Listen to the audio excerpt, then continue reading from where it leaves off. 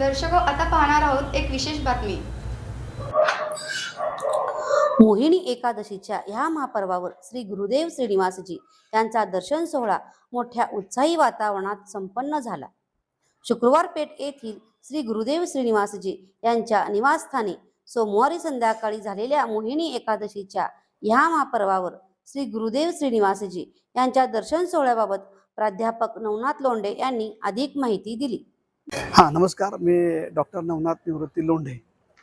आज सोमवार 27 एप्रिल 2026. आज मोहिनी एकादशी आहे आणि या मोहिनी एकादशीच्या महापर्वावर परमपूज्य श्री गुरुदेव श्रीनिवासजी यांचं दर्शन समस्त सनातन धर्मी श्रद्धाळू, भाविक, जिज्ञासू या सर्वांसाठी आयोजित केलेलं आहे.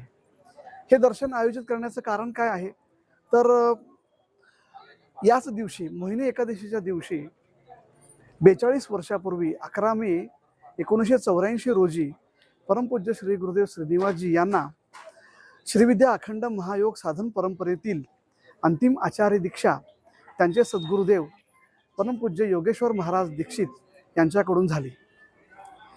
11 मे 1984 या दिवशी परमपूज्य श्री गुरुदेव श्रीनिवासजी श्रीविद्या अखंड महायोगातील साधन परंपरेतील आचार्य या पदावरती म्हणजे सद्गुरू पदावरती आरूढ झाले.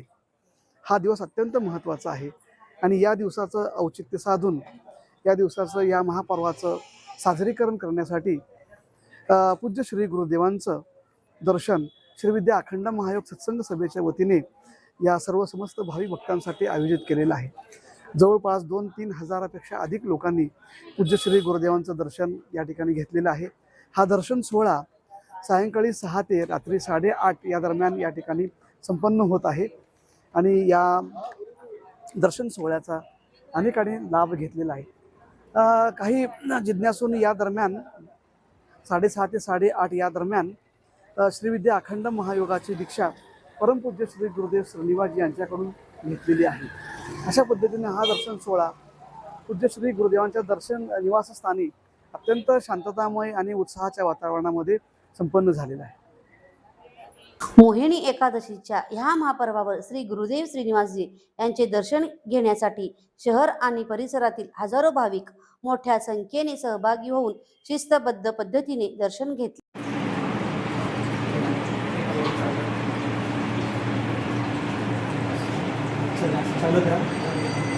पुढे या बाजूने चालत राहा.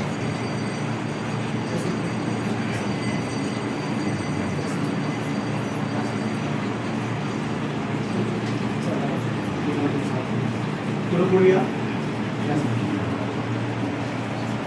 चल, पुढे